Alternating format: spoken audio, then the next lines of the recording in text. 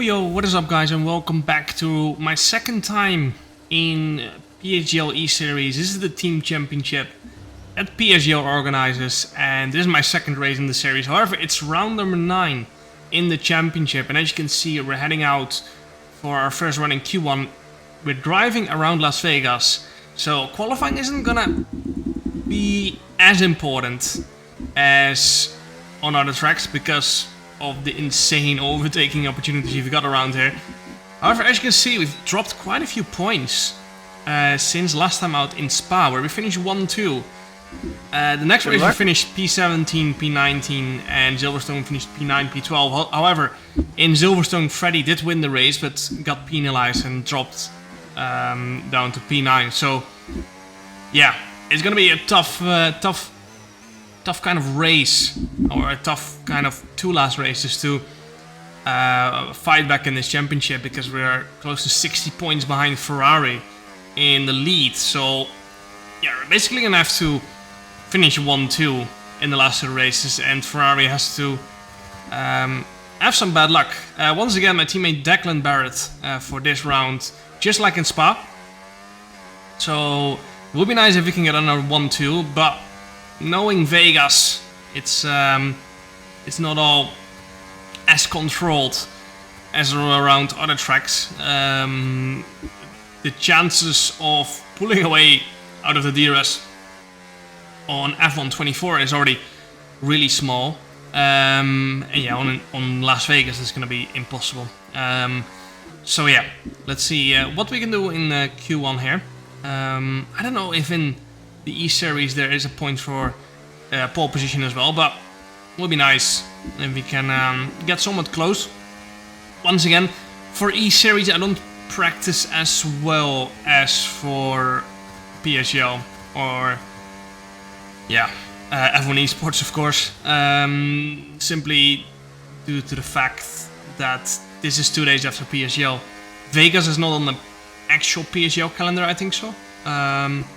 Or actually, it might be soon. I'm not sure, but yeah, not a super important track to practice a lot on, because it comes a lot down to race pace mainly. A little bit of a moment there in turn 4 in my first run here in Q1, and yeah, Leo Lund with a 30.0 to start off Q1. I think that's very easily going to be beaten, and we're going to have to go quite a bit faster than that.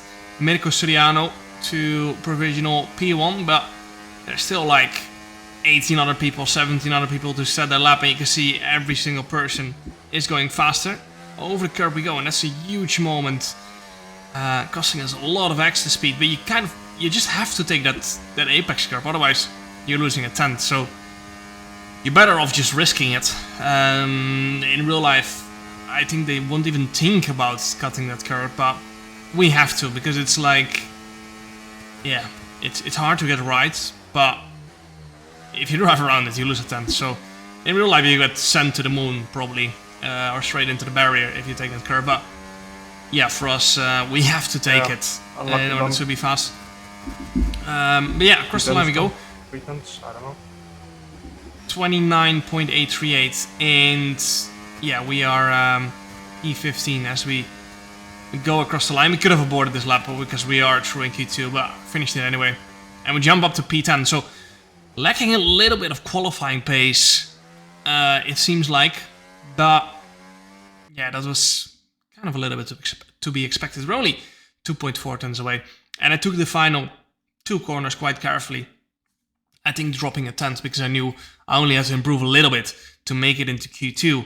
So yeah, Nicolas Longater with a 29.458, and this is our first one in Q2. Used tires as per usual. We're really close behind Julian. No, it's not. Because I think we gained quite a bit of ground on him during the lap, and that's why we got so close. Into the final corner we go, on our first new set of tires in Q2. We're probably gonna have to go out again at the end of Q2, as we are a little bit too slow in qualifying, it seems like. We go to P5, and yeah, just decided to go out again because it didn't feel like that was going to be enough to make it into Q3. So out we go again through turn 1. A little bit of understeer on entry, and then a snap on mid to exit. And now we're going to open the DRS for the first time this lap. And we are slightly green on the lap. Which means, usually if you're green, that means you're quite a bit green by like an extra 400s. Usually the delta is slightly off and 4 300s in your disadvantage. I'm not sure why, but through the first, or actually into the second sector we go. It has changed since last game. Last game, this is where the first sector ended, and now it changed completely. So 300s up. Yes, we're looking to improve on our second lap here. Over the curve we go, and that is much better than we did in Q1. You can see the time gain if you get it right versus if you get it slightly wrong. Now you might be sitting at home, why do you not just take it a little bit more careful so you do get it right? But that's not how it works. You have to attack it, and if you take it carefully, it doesn't mean you hit it right. It's really weird. You have to properly attack it. Through the final corner we go. A little bit slower on entry, but a much better exit than our previous lap. Remember, we did lose quite a bit of time in turn 1, but it doesn't seem to matter too much. With a 1.6 cent improvement, we're definitely going to make it into Q3. Up to P5 we go again. And yeah, I think it's good that we went out again, because it would have not been enough. Unfortunately, our teammate Declan Barrett out in Q2 in P14. And yeah, once again, Nicolas Longuet from Ferrari in P1. John Evans from Ferrari in P3. And yeah, as you can see, still a little bit of the pace, but this is our first run in Q3. Unfortunately invalidated, but that was used tires anyway, so didn't matter too much. We settled at 29.5 on used tires, obviously with a tiny bit of a cut. Did it gain us time? Probably a little bit. It's always hard to say, you know, but you invalidate for a reason. That's probably because you took too much risk. New tires though, and trying to fight for pole position. I told my engineers before going into the lap, I'm just fully gonna send it and risk it, try to get pole position, because that's my approach from here until the end of the league racing season. Into the second sector we go. It's a 10th up.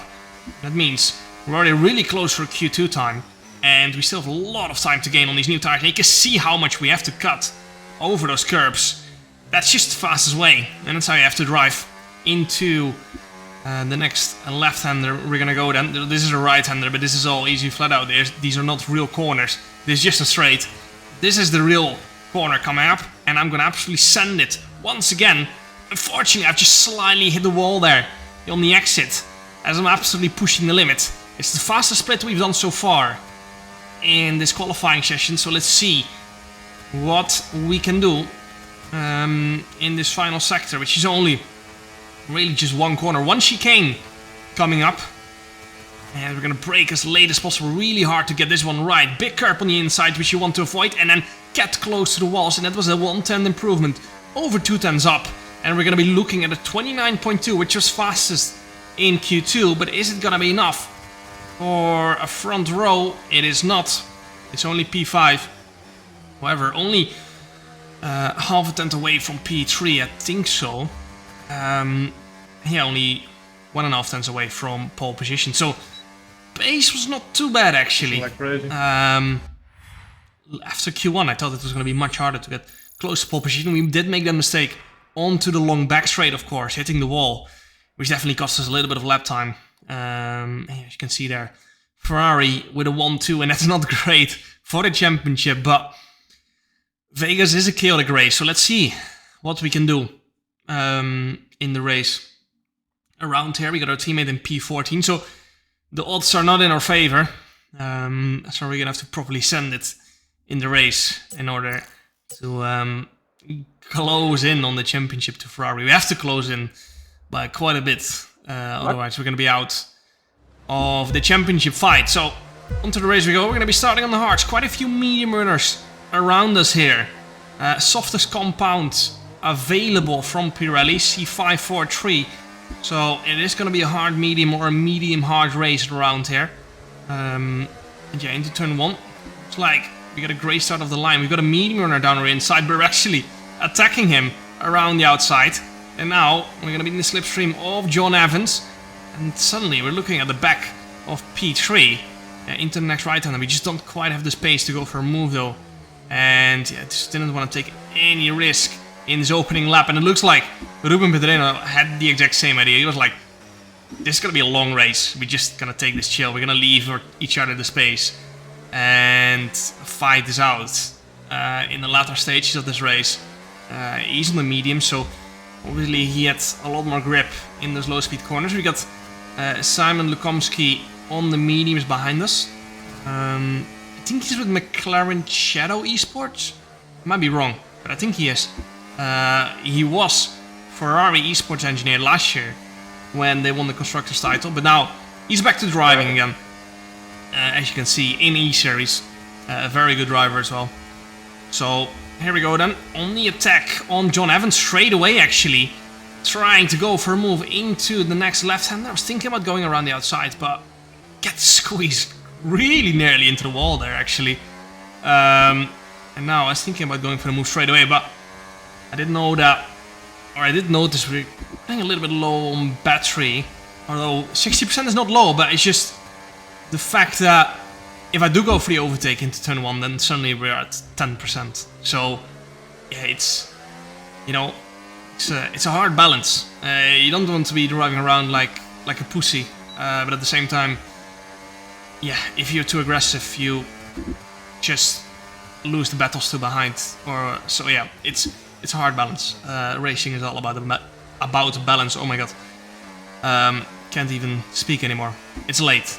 Anyway, we drop down to P7 behind Simon. He's on the mediums as well, so he's gonna have a little bit more grip for quite a few more laps. Mirko Soriano in P9 on the mediums as well.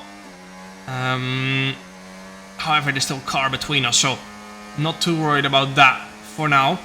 I think there's not too much lap time difference between the mediums and the hards anyway. So yeah, see if we can stick with Simon, maybe. Try to follow him through here.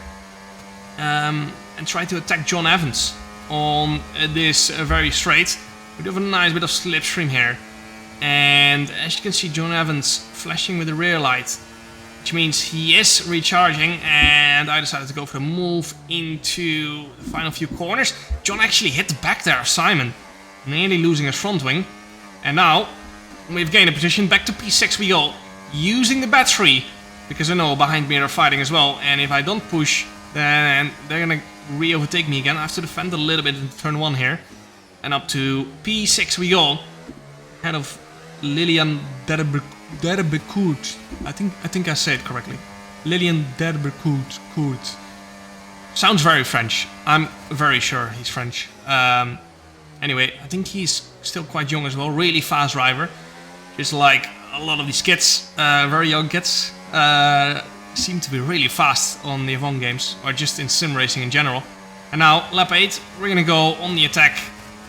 Medium are starting to drop off, and now we're gonna go on the attack for P4 straight away. However, that was not really an attack. That was just making sure I got the move done for P5. And yeah, I think Ruben knew that I wasn't gonna make that move stick, so he just decided to leave the space. And yeah, now at the end of lap 8, right behind Ruben, who's struggling a little bit with the rear tires. You can see he's moving all over the place. We're actually bum drafting a little bit here. So we got a car pulling into the pits at the end of lap 9. That is Reese Linton, quite early to go for the pit stop, but just covering off any undercuts from behind, or maybe trying to break the DRS to the rest of the field.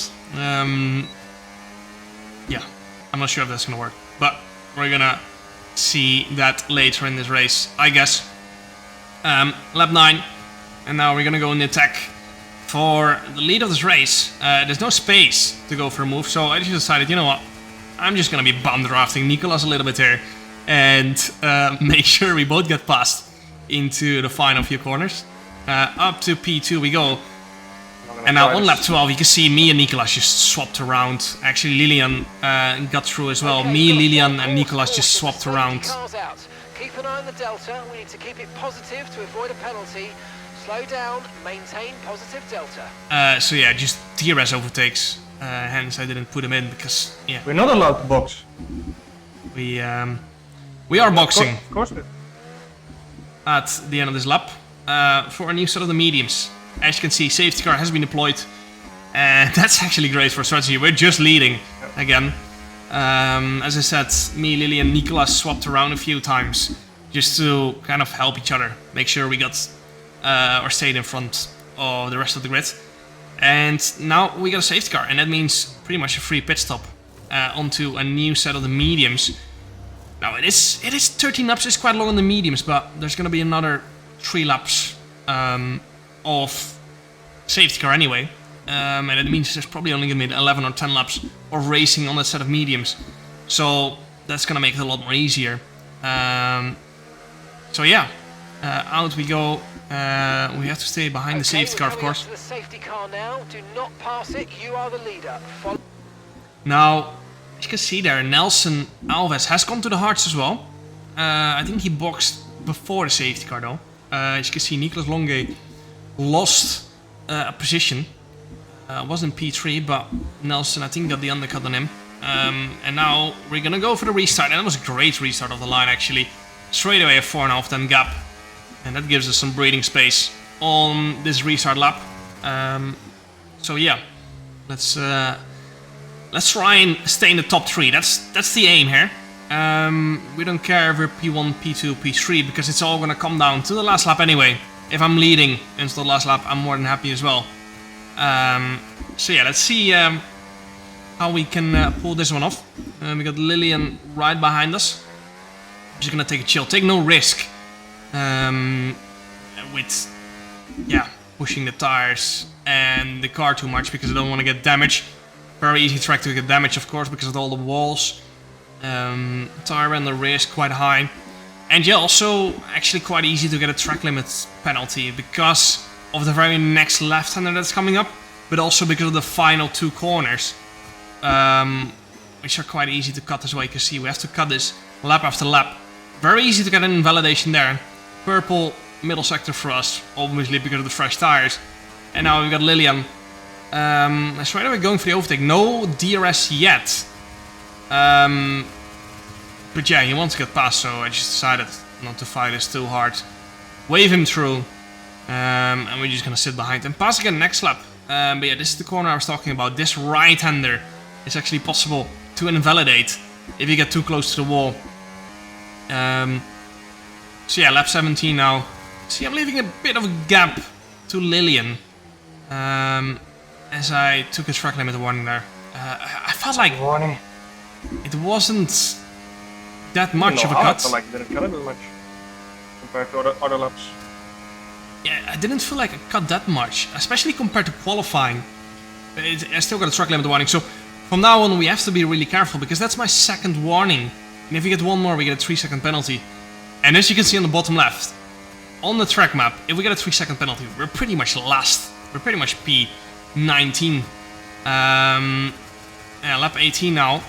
We're gonna get passed by Lillian. Nicolas, I think, could have gotten past, but he's experienced enough as well that he knows it doesn't matter too much if you're P2 or P3 or P1 at this point. We just have to maintain it, the top 3, and we can just battle it out in the last 2 laps. Lap 20. And you can see Nicolas again, I think, could have gone for the move, but just decided to stay behind. So me and Lillian just repassed each other lap after lap with the help of DRS and Slipstream, making sure we maintained the top 3, and then everyone stopped passing me. Everyone wanted to be P2, and I just decided to stay in the lead of the race. Of course, I could have played DRS chicken. Yeah, with multiple laps still to go, there was no point. And now, as you can see, everyone wants to be P2 behind me, and they're making it 3 wide into this final corner, and that's not gonna fit. As you are about to see, they have completely ruined it. There's a massive crash behind, and crucially, both Ferrari esports drivers have crashed in that. And now, suddenly, from That helps, I guess. having to play DRS games, DRS chicken on the last lap. We're suddenly leading by 2 seconds. Quiet because I need to focus and do not get a penalty. And yeah, now we can just cruise it home. Because we've got no pressure from behind anymore. Everyone has crashed. A huge pile-up. And as you can see in the bottom left, 2 red dots, which are the Ferrari esports drivers, both out in a race where they qualified P1, P2. Suddenly, we're going to be gaining more than 25 points as Declan is in the top 10 as well. So this is crucial for the championship, and this is exactly what we needed.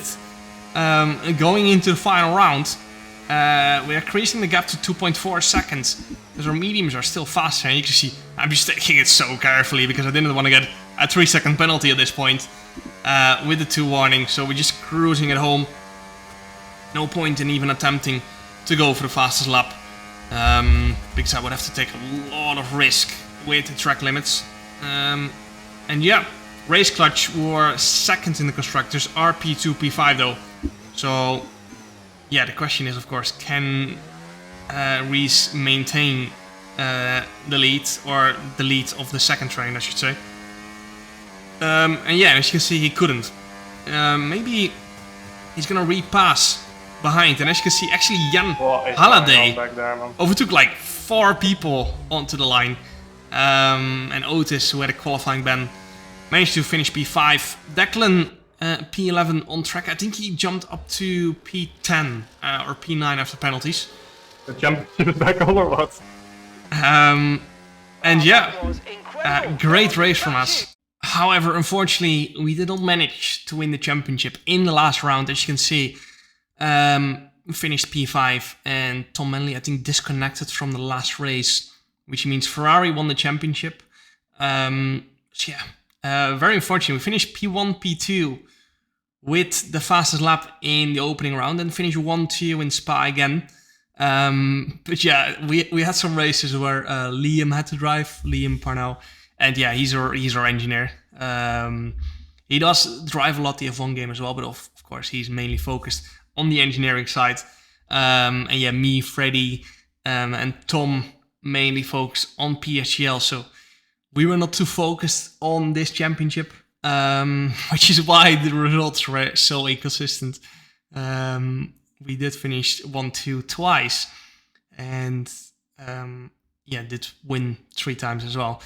But yeah, managed to maintain our 100% win rate in a PSGL E-Series. I'm not sure if I'm going to be driving ever in this again in the future. But yeah, main focus is obviously F1 Esports, and after that PSGL. So hope you guys enjoyed the 2 races I did in PSGL E-Series Team Championship.